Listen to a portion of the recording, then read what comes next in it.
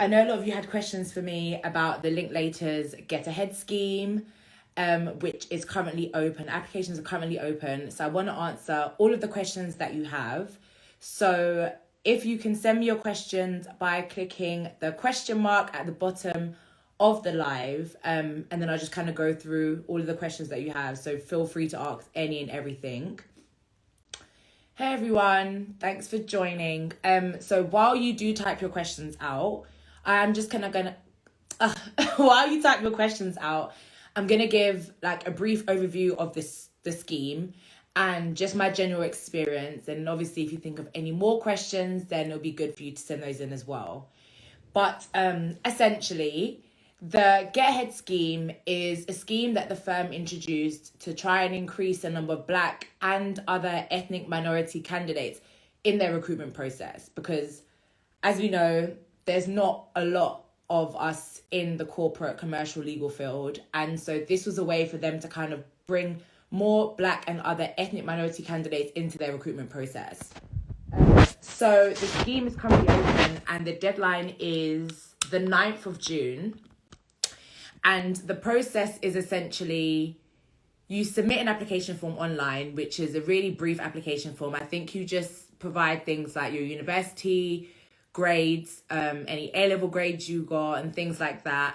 And then you have to submit a cover letter, which I'm going to go into in quite a lot of detail. And then you have to also do the Watson Glazer test. And there was something else. So if I'm looking down, it's because I've made a lot of notes. So I will need to look down at different points. But yeah, so it's the online application form, cover letter, Watson Glazer test. And then once you've got through that, I think you do the CAP assessment as well. So in terms of the cover letter, now I had a lot of people ask me, you know, what should I put in the cover letter? How can I stand out? Things like that. And I think with the cover letter, there are many different things you need to include. And the firm has given some indication as to what they want to see in your cover letter. So for example, they want a brief overview of your academic history, your extracurricular activities, your work experience. They also want to understand why you want to get into commercial law and why you want to work at or have an experience at Linklaters. So there's 3 things you want to make sure you cover in your cover letter. Now, for me, when I did my cover letter was long, I can't lie. I think it was like 2 and a bit pages. But bearing in mind that I did it the first time that this opportunity was available. So that was in 2020. And I think since then they have asked for the cover letter to be 1 page. So don't follow 2 pages as a guideline. We don't want any problems. But essentially, in my cover letter, I included things like, as it relates to commercial law, I included everything that I've been through that has pushed me towards that career. So I mentioned things like the type of modules that I studied at university. So I studied intellectual property and I studied negotiations and I studied commercial law, and the fact that I really liked my employment law module, just things like that. So I spoke about the modules I studied. I also spoke about the different legal work experience that I had done in commercial law. I think it's really important for them to see that you have gone above and beyond to kind of understand what commercial law is like in practice, because obviously it is going to be different to you studying. So if you've done any work experience, whether it's commercial or criminal, it's a good thing to talk about that, because even my criminal law work experience, I spoke about in my cover letter, because I was trying to make them understand that I was very sure that commercial was my option or was my preferred career, because I had explored my other options. So don't be afraid to talk about things that have pushed you away from that and more into commercial law or more into wanting to kind of work for them as a firm, because it kind of lets them know that it's an informed decision that you're making. So yeah, don't worry about that. I also spoke about, as it relates to Linklaters. So I think, as is the case with any application form you'll do for any law firm and for any position, it's really important that your answer to this question is not generic. So they don't just want to hear that, oh, you know, it's a really good Magic Circle firm, or, oh, you have a great reputation, or you're really good in corporate and finance. That's all well and good, but if we're honest, everyone's probably going to write that. So it has to be things that really relate to the firm. So I spoke about the different events that I'd been to at the firm. So the firm had put on a number of different diversity events that I'd attended, and one that I'd actually helped organise. So I put that in the application form. I also mentioned the fact that I did the virtual internship on the forage. I think that's a good way to kind of let them know you understand the type of work they're doing, you enjoy the type of work that they're doing, and that you're making this choice because you've kind of done what you needed to do from the outside and now you're trying to get on the inside. Do you know what I mean? So I spoke about that. I think with your cover letter as well, it's important to let them kind of have an understanding about who you are as a person. So, and once I finish this live, I'm going to put up a couple of Instagram stories, which I think will help. And I think it's important that when you're doing an application form to the firm, and any firm, but this firm in particular, you bear in mind their agile mindset framework. And essentially, what that is, it is a set of criterias or skills or competencies that they look for in anyone that they consider for a training contract or a vacation scheme. So it's like a 4-part grid. No, I don't think I can put it on right now. So I'm not even going to try. I'll just add it to my story. But I think when you're doing your cover letter, try and see how many of these things you can tick off in your cover letter, because that is what they will assess you on at every stage of the process. So, for example, one of their competencies is motivation. So if you can really speak to your motivations as to why law, put it in there. If you can really, one of them is teamwork. So if when you're talking about your extracurricular activities, or if you're trying to decide which activity or which work experience you should talk about, use the framework to guide you. Like, honestly, it should never be the case where you're copy and pasting from one law firm to another, because it's just never going to be specific enough to that law firm. So I would say, make sure with the cover letter, you're hitting all of the things they're looking for. So like I said, the brief overview of your academics, your extracurricular and your work experience, the why commercial law and the why Linklaters. Make sure you're ticking each of those boxes. And when you're trying to decide which of your experiences or which of your interests to talk about, make sure you're focusing on the one that demonstrate the skills that they're looking for in relation to the Agile Mindset Framework. I hope that makes sense. I'm going to quickly look at a couple of questions that have come through. Okay, so yeah, I just got a question with regards to cover letter length. Now, like I said, my cover letter was 2 pages, but I am mindful that when I did some mentoring on this last year, there was someone who said to me that the firm had asked for it to be 1 page. Now, I did just go and look at the firm's website and their application description, and they haven't said it's 1 page. So what I'll do is I will message someone from graduate recruitment and put that on my story as well, because I don't want to say 2 pages enough.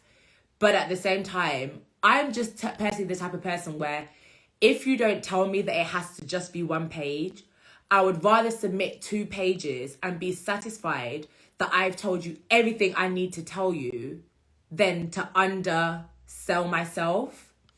So yeah, I think if it doesn't state it has to be just 1 page, I would say 2 pages is fine, but I will double check that and I'll put it on my story. So I'll get back to you guys on that one. Another question I've got through is, what academic requirements are Linklaters looking for when they ask for a strong academic record? That's a great question.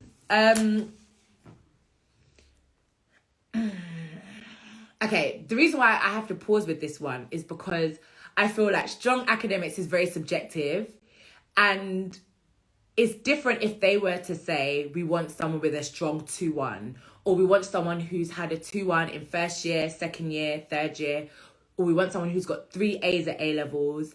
And so my personal advice, and I'm coming to you guys as legally diverse, I'm not coming to you as a links trainee, this is as legally diverse. My personal advice is, if you personally feel like your grades are not strong,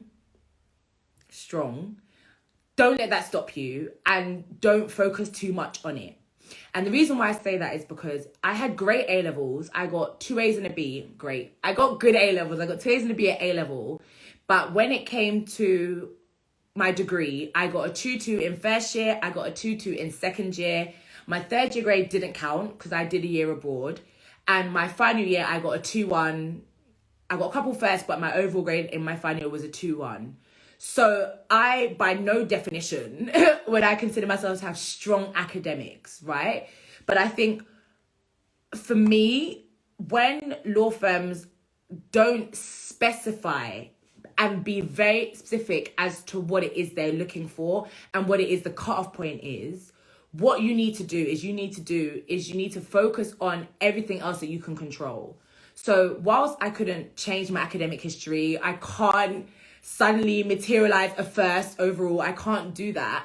I kind of just ignored the strong academics bit and I thought everything else in this application form, I'm going to smash. I'm going to smash.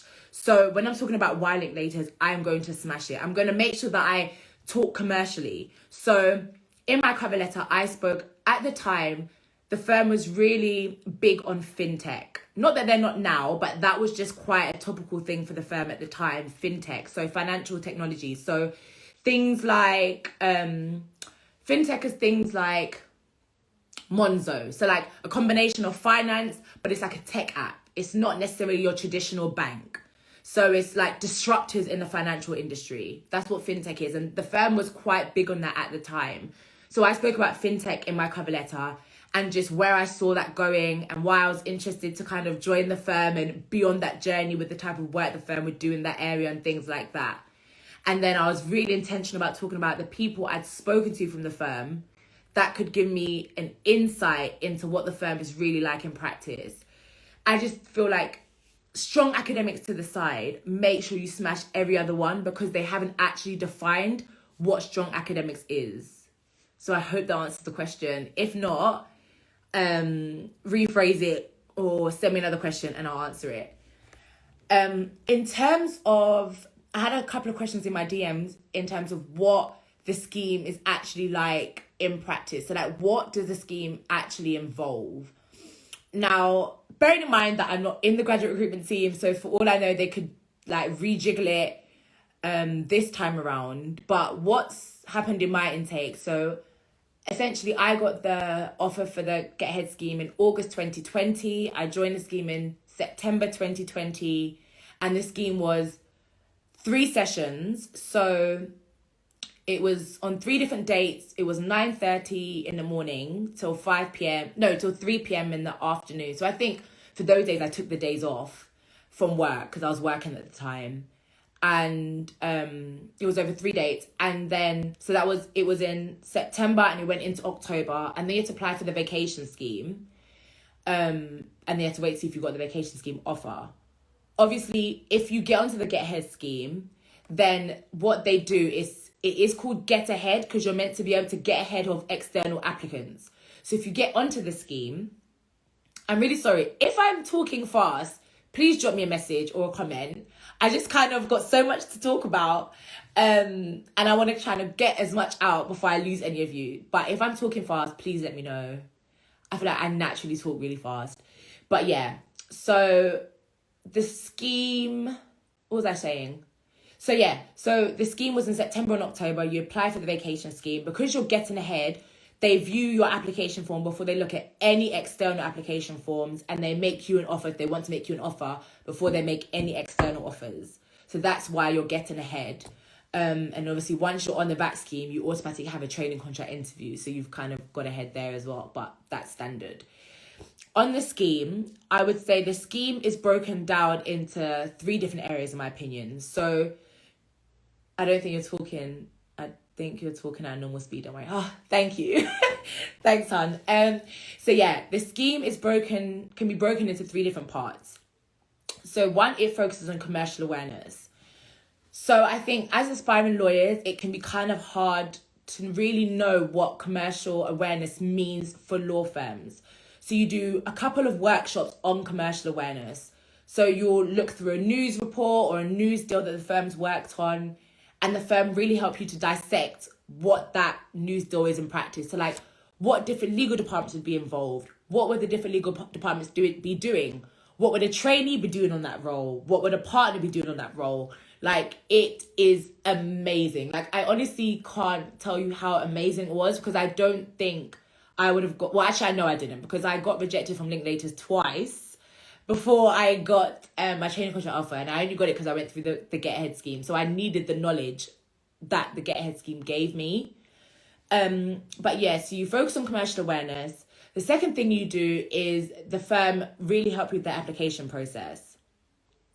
So once you're on the scheme, you don't cut out the application process. You kind of just fast forward external candidates.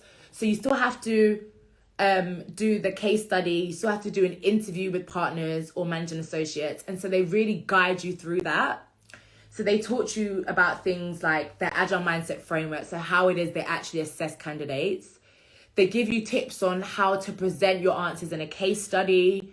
They give you tips on how to answer interview questions and what different things you should be focusing on. So when you go into a case study interview, you want to make sure that you understand the financial side of things. You want to understand that you understand the litigation side of things. You want to understand that you understand like the commercial side of things. So like, is it a share purchase or an asset purchase? Are we doing debt finance or equity finance? Are they going to need indemnities and warranties? Like, if this is all foreign language to you, like it was for me, the Get Ahead scheme is perfect. Like, honestly, it was perfect. So they focus on their application process, and then finally they focus on them as a law firm. So you get to hear about different practice areas at the firm. So they do different like webinars with different practice groups in the firm, and they kind of explain what they do in their practice areas. They talk to you about like the values of the firm, the direction of the firm. It's just a really good way for you to get to know them, you know, past their website or past like a general event they have, because there's only about 20 of you on the scheme. So it's very focused. And because there's only 20 of you on the scheme, you don't necessarily have to feel like it's a competition, because you could technically all get the vacation scheme offer if you all do well. So it's not like you get on the scheme and the firm only really want to take 4 of you. So like you're constantly on edge. It's like if you get on the scheme, you take in all the necessary information, you ask questions about anything, like anything you don't understand, ask the question. Like, the scheme is there because they understand that not everyone knows the information that they need to know to join the firm as a trainee. So it's the best place for you to ask the questions if you have any questions. So if you get on the scheme, you take the information in, you ask questions, there's no reason why you can't progress to a vacation scheme and then can't progress to a training contract, because the spaces and vacancies, for example, are there for you to do that. I've just got another question. So what advice would you have in regards to the cover letter for someone who does not really have any legal work experience? That's a good question. I think because the cover letter is broken down in 3 ways, right? There is a way for you to get around it, in the sense that if you're talking in the first section, they want to kind of understand a brief overview of your academics. You don't need work experience for that. Your extracurricular activities. So even though you might not have legal work experience, what extracurricular activity did you do during university? Or do you do outside of school completely? So, for example, I'm part of a choir and I lead my choir. So I have teamworking skills, I have leadership skills. What are the skills you have that, again, please guys, like match the Agile Mindset Framework?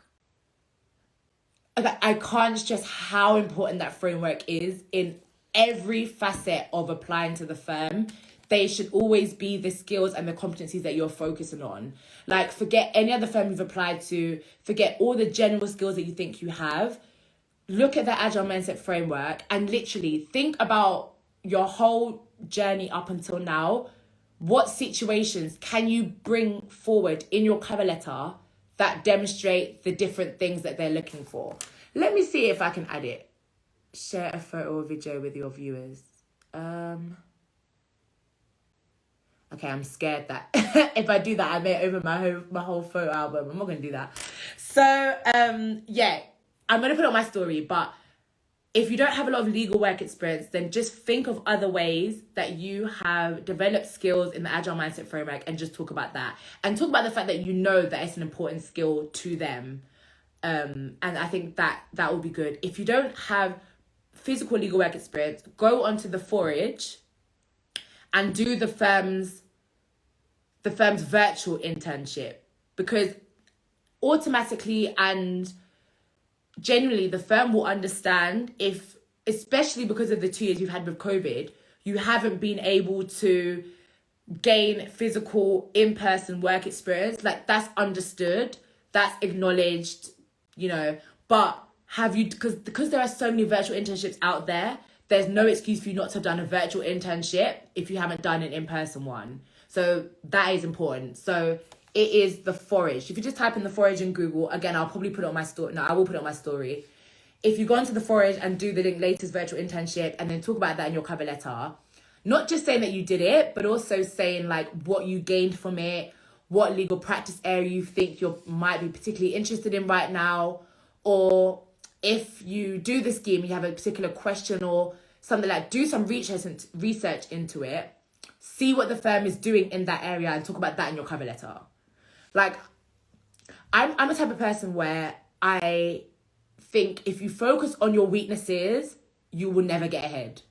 Because there will always be someone who doesn't have the weakness that you have. So if you convince yourself that the weakness will stop you from going somewhere, you will always kind of be one step behind. So whether that's that your academics are not strong, which mine categorically were not, or if it's the fact that you don't have legal work experience, there's always a way around it. So virtual is definitely the way. I hope that helps. Again, if I answer your question and you have another question, honestly, feel free to send me another question. Like, even though I'm talking fast, I feel like I'm talking fast. Even though I'm talking fast, I'm not rushing off anywhere, guys. So keep asking the questions if you feel like I'm not answering them as well as you would like. Second question, should we mention Agile framework in our application, e.g. I was part of ACS, this shows teamwork? Absolutely, Tracy, absolutely. I was able to bring it forward. Yeah, so I think that's my biggest tip for you. The Agile Mindset Framework should guide your cover letter. So yeah.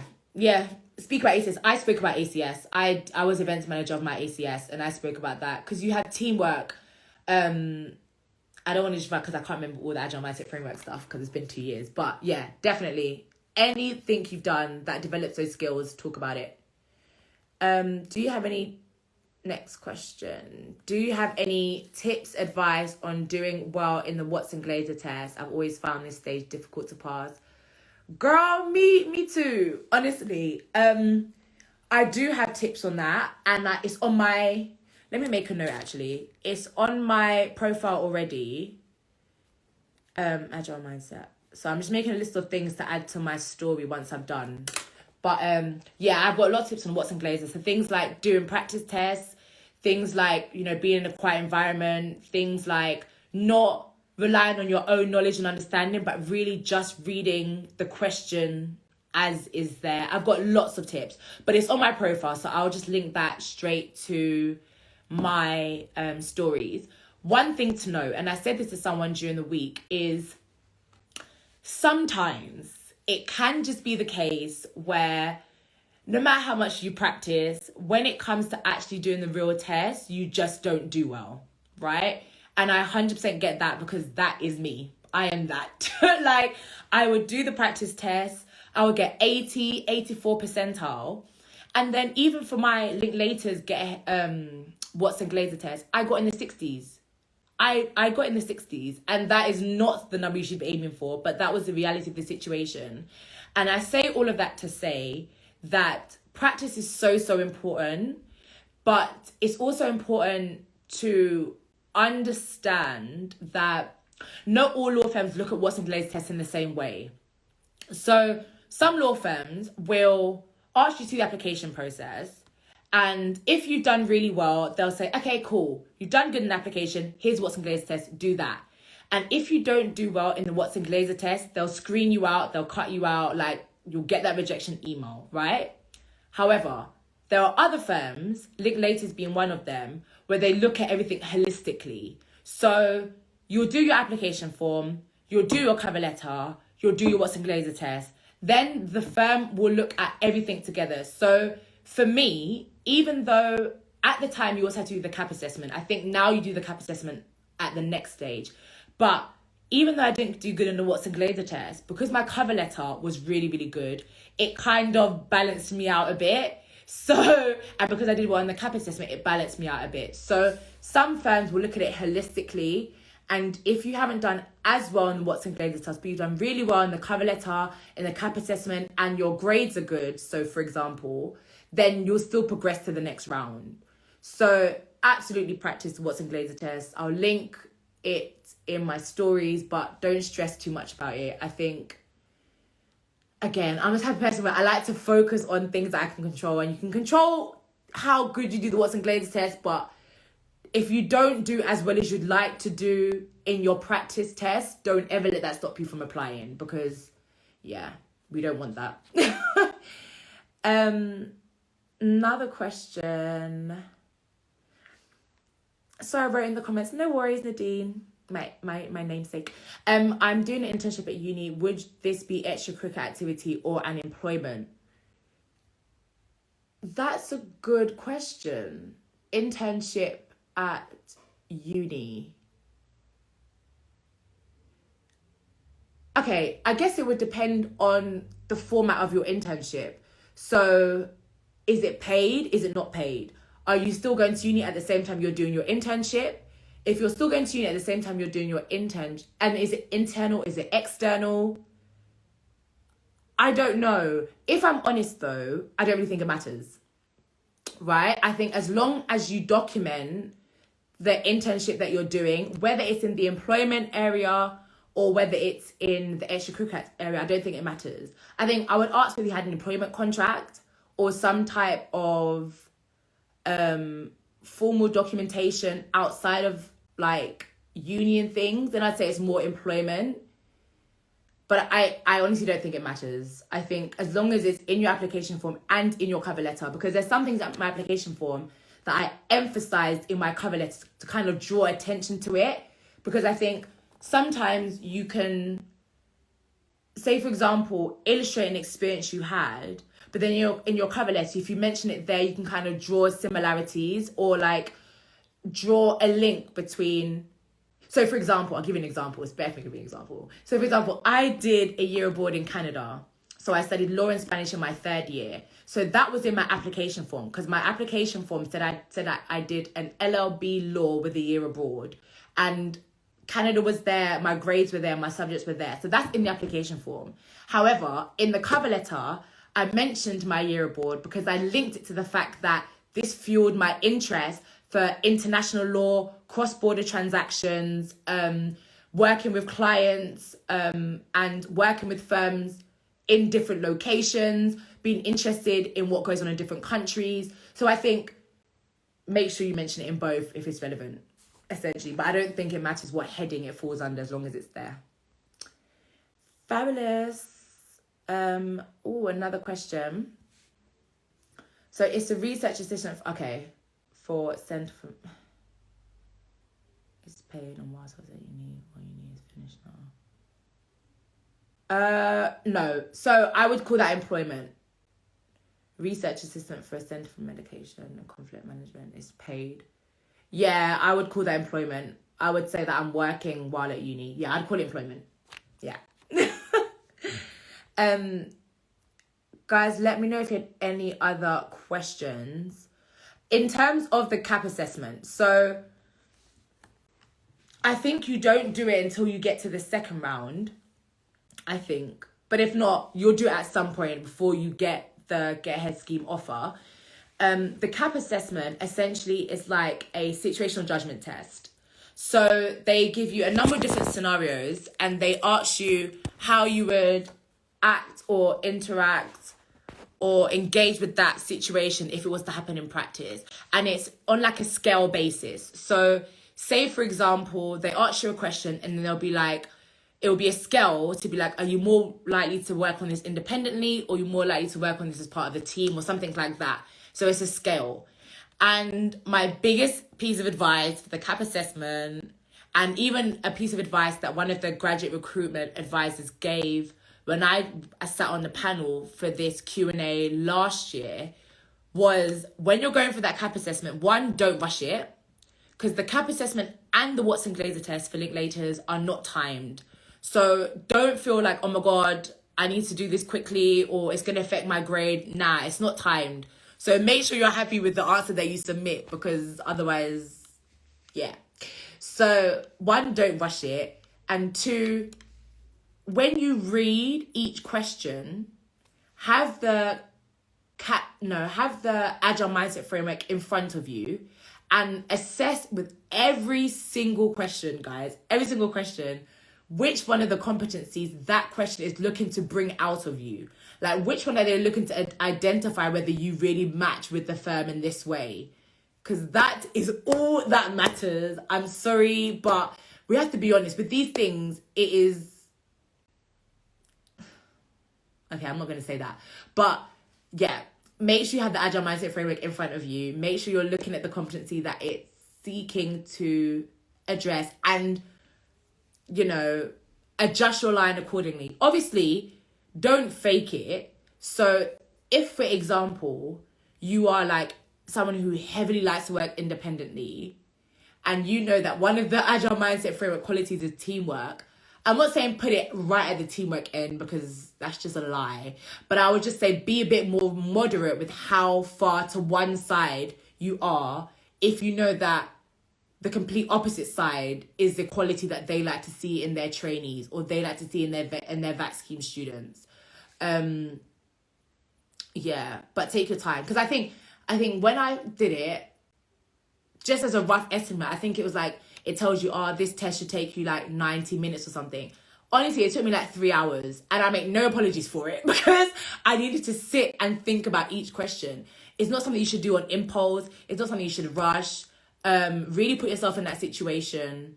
Really think about the firm and what it would mean to be a trainee, and make sure you're adjusting your questions accordingly, because obviously you're not a trainee yet. So you have to put yourself in that position of, okay, what should I do in this situation?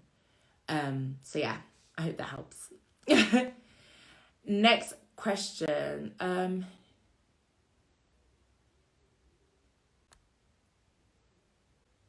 Any tricks to mentally access the answer at speed in interview?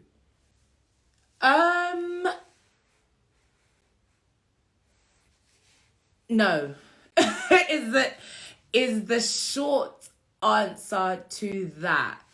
Actually, do you know what, guys? I'm not even going to put the questions ahead anymore, because I don't want people to necessarily know who's answering the question, so apologies.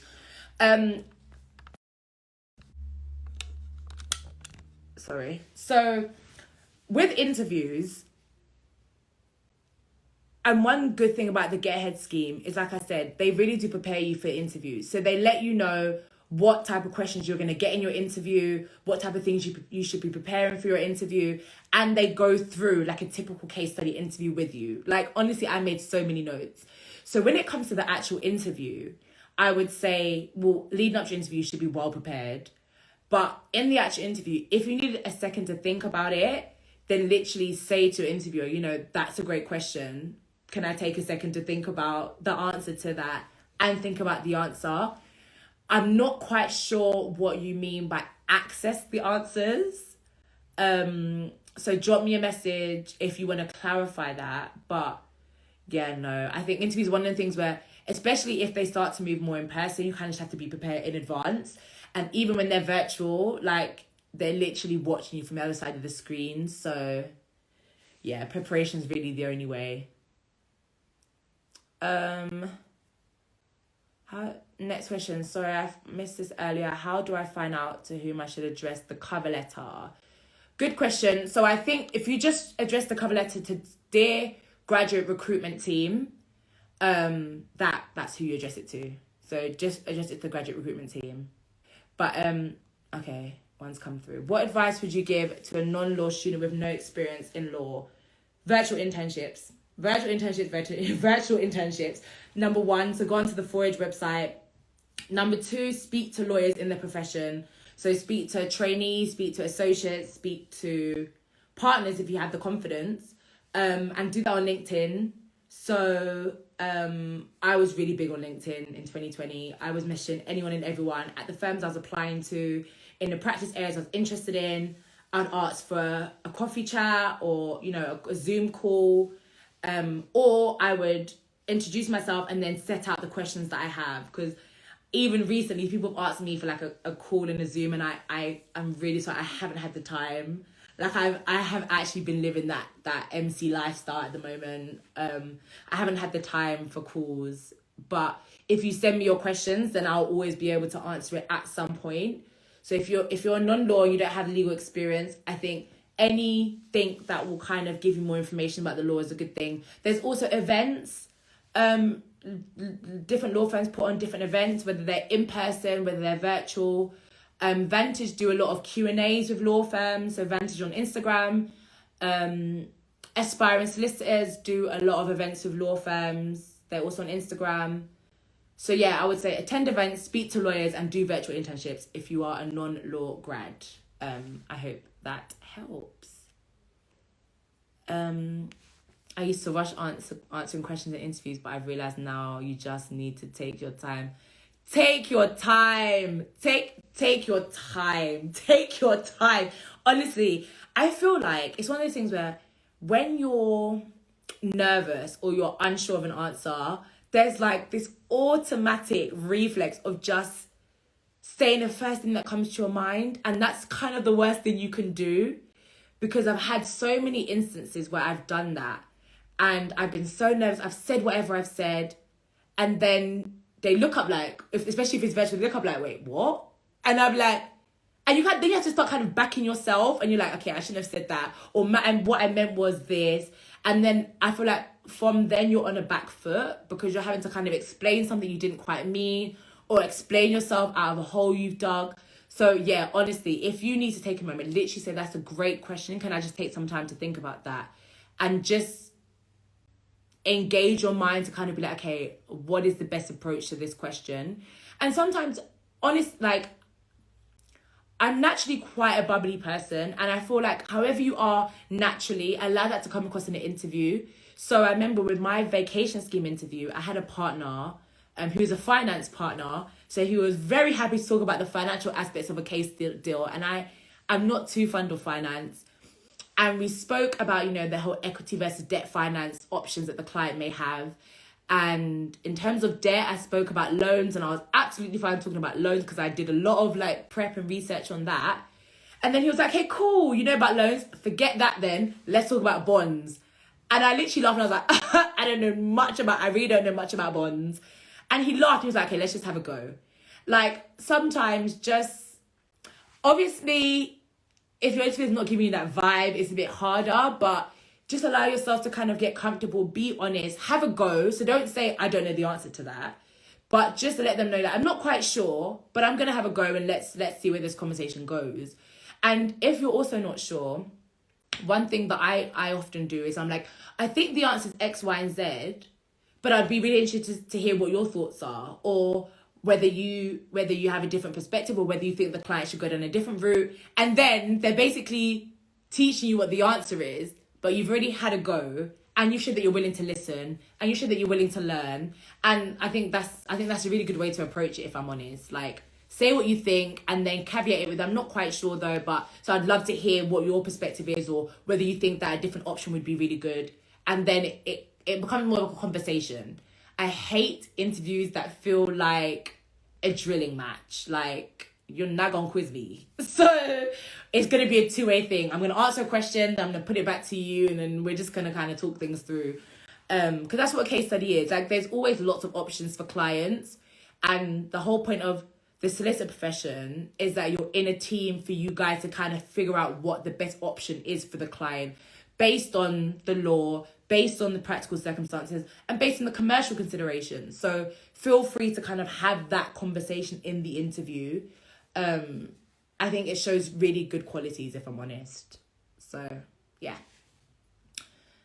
Another question, is there a deadline for the Get Ahead scheme? I don't see a deadline on the website. Yes, so when you actually click into it, because I think when you're on the website initially it says like not specified or something, which I thought was weird, but when you actually click onto the scheme, the deadline is showing as the 9th of June. So yeah, 9th of June, guys. And they don't recruit on a rolling basis, so you technically could submit on the 8th of June and you're at no disadvantage.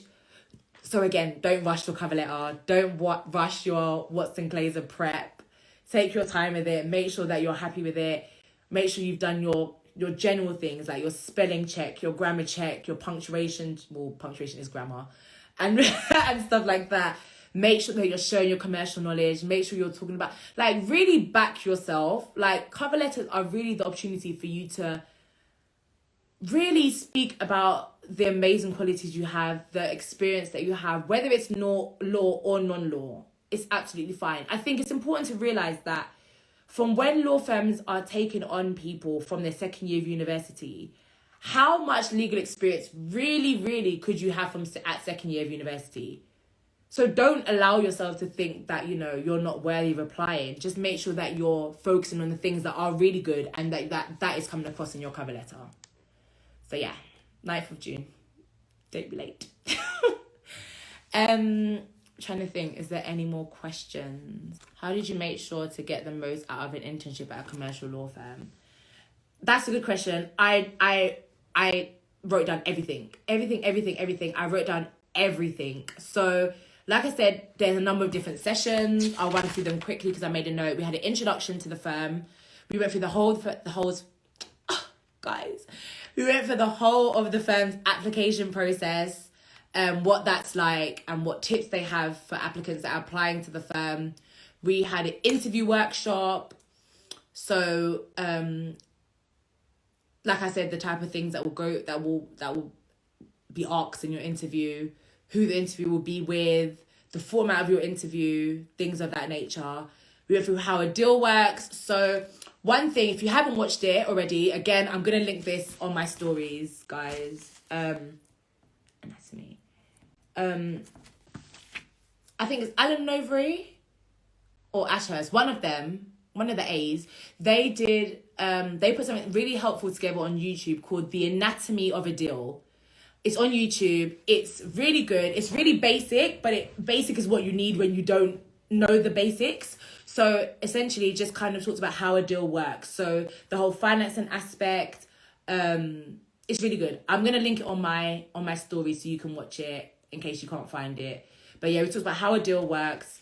We spoke about confidence and ethnicity, because obviously this scheme is for Black and other ethnic minority candidates. So we had like D&I talks and stuff like that, like how the firm approached diversity and inclusion, why it's important to the firm, why it's important to clients, why the legal profession needs to do better in that area. So we had one or two talks about that. Building your commercial awareness. So how do you build it? How do you develop it? Again, I'll link some of my posts on commercial awareness to my story. Life as a trainee. So we had trainee panels. So trainees from the firm would come and speak to us about what life is like at the firm. All the myths that go along with the MC training contract. Are they true? Are they not true? Practice area Q&A. So different practice areas would come and speak to us. What do they do in their department? Nakoda. So Nakoda is the firm's legal tech platform. So legal tech is very big at the moment and before, and it will be tomorrow and in the future. So Nakoda is the firm's legal tech platform. So we had a session on that and then case study prep. So yeah, with every single thing and every single session that I went to, I wrote down everything. What I also did is at the end of each day, I would go through all of my notes. And with each session, I'd write down who was taking that session. So was it a trainee? Was it associate? Was it a partner? Was it like a business service team? What were their full names? I'd write that down as well. And then at the end of the day, I'd go through the whole day and I'd make notes. So are there any questions I had? Is there anything that was spoken about that I didn't quite understand? And if that was the case, I'd follow up with those people. I would follow up. Honestly, I would follow up. Like, oh, you mentioned that a client may want to issue shares in order to acquire another company. What would happen if X, Y, and Z? Ask the questions, because the same way you have questions about things, those questions that you have could be questions posed to you in your training contract interview. So if there are any gaps in your knowledge, now is the time to fill them. Like, my notes for this scheme was extensive. So yeah, made notes, asked questions, followed up with people. And yeah, that really, really prepared me for my VAC scheme, case study, and interview. So that would be my tips. Get it all down. Oh, and also prepare questions. So ahead of each session, the team will send you like an agenda for the next session, and the agenda will tell you like it's like a timetable, right? So it will tell you what sessions you have for that day. And so I'll start preparing questions. So if we have a session on, say, for example, the application process, before the session, would go on the website. I would look at what the application process is. I would look at what the website says about the application process, so that when I'm in the session, I'm not hearing it for the first time, and I now have time to kind of understand anything that I didn't know, and I can make notes ahead of the scheme. Because at the end of each session that you have, and at the end of each, presentation or talk that you have opportunity to ask questions. So that's a good way for the firm, so whether it's graduate recruitment, whether it's the people giving the talks, to see your name and see how keen and interested you are in the firm. You're asking very informed questions. If we had a talk on like an intro to links, I prepared questions like, so obviously, given that we're now in a pandemic, or, actually, no, we weren't in a pandemic. Yes, we were. I had this scheme in September 2020. So yeah, given that we're now in a pandemic, what is the firm's outlook in terms of opening new offices or closing some of the offices? Because the firm has like 30 offices worldwide. Are we going to close them? Is everyone going virtual? What is the firm's approach to that? Like, the scheme is your opportunity to fill in the blanks. It should not be the case where you've left the scheme knowing anything that you could have known having not been on the scheme, essentially. Like, this is your direct access to the firm, your direct access to its lawyers. You should be way ahead of anyone applying externally. It should not be the case where you're having to ask or answer the basic questions in an interview, because the scheme should prepare you for that. You have to be very intentional with how much you learn on the scheme. So, yeah, I hope that helps.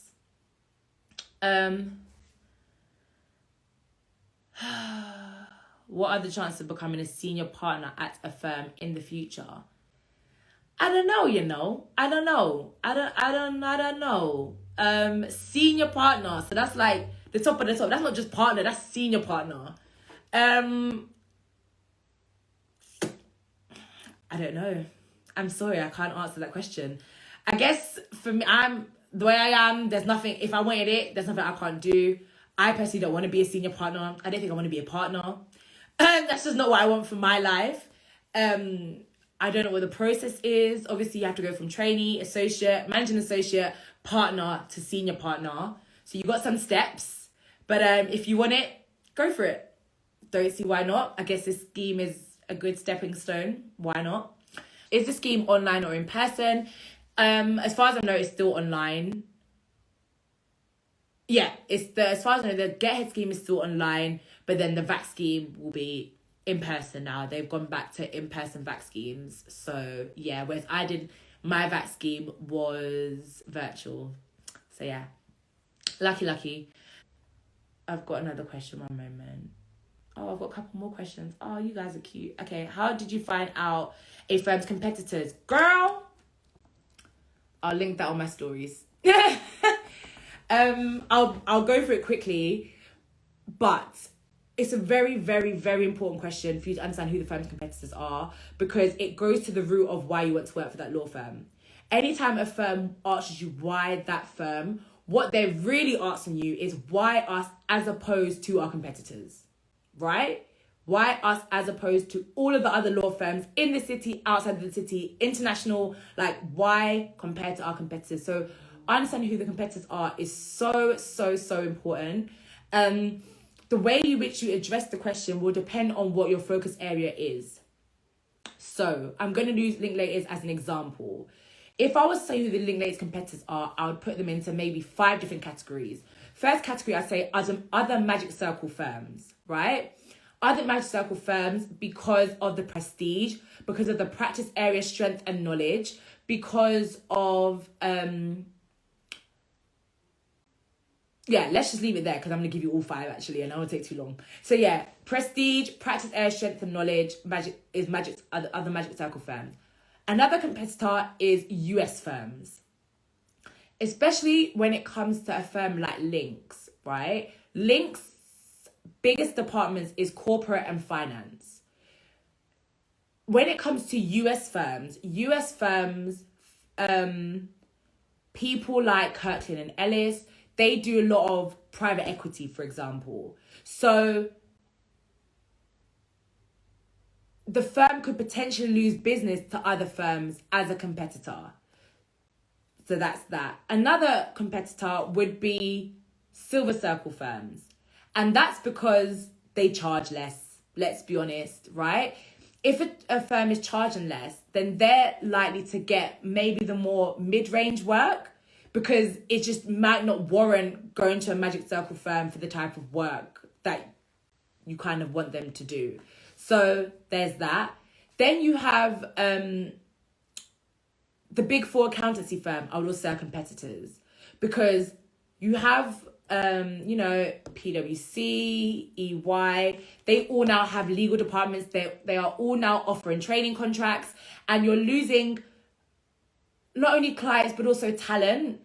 So, sorry, taking a step back, in case you're not quite sure how to define a competitor is anyone that the firm could potentially lose business to or lose staff to. So could you lose business to a different firm? Could you lose staff to a different firm? You're a competitor. We are competing for the same business. We are competing for the same clients, right? So anything that kind of interrupts with you making your money is a competitor.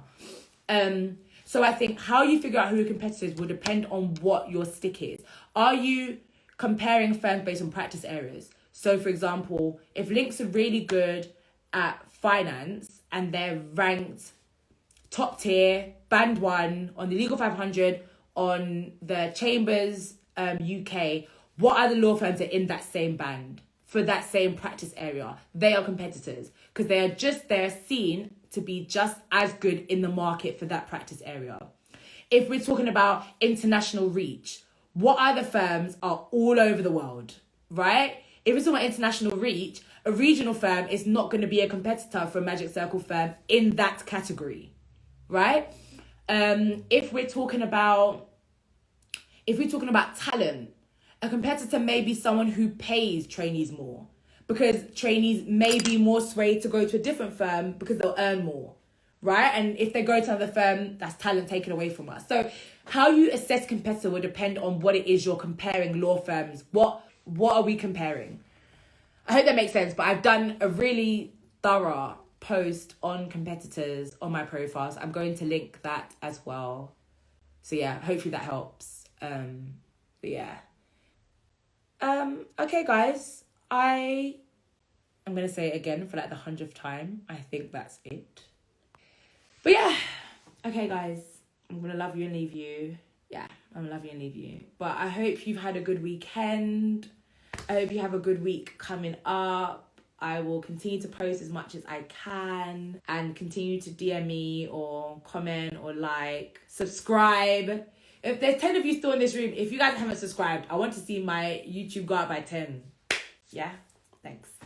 So yeah, and I will speak to you guys again soon. Bye guys.